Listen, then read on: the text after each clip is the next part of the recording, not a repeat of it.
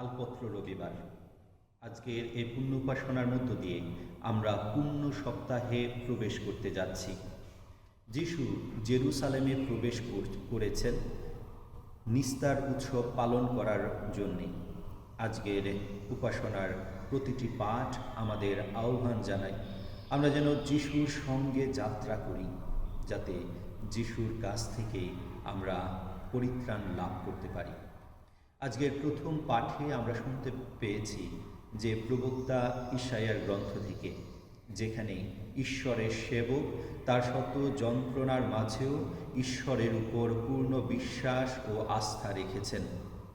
কারণ তিনি জানতেন, তিনি নিশ্চিত ছিলেন যে পৃথিবীর সব কিছু তাকে ত্যাগ করলেও ঈশ্বর তাকে কখনোই ত্যাগ করবেন না।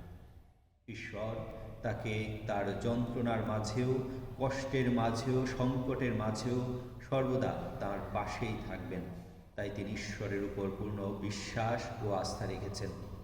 প্রিয়জনেরা, আমরা অনেকবার আমাদের ব্যক্তিগত জীবনে, জাগতিক জীবনে যখন সমস্যার সম্মুখীন হই, সংকটের সম্মুখীন হই, কষ্টে থাকি, অনেকবার আমরা প্রশ্ন করি, ঈশ্বর কোথায়?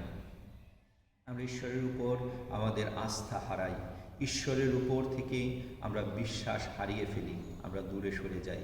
তাই আজকের প্রথম পাঠের মধ্য দিয়ে প্রবক্তা ইশাইয়া আমাদের আহ্বান করছেন, আমরা যেন ঈশ্বরের উপর থেকে কখনোই বিশ্বাস না হারাই, আস্থা না হারাই, বরং সেই ঈশ্বরের সেবকের মতো আমরা যেন ঈশ্বরের উপর পূর্ণ বিশ্বাস, আস্থা ও ভরসা রাখতে পারি।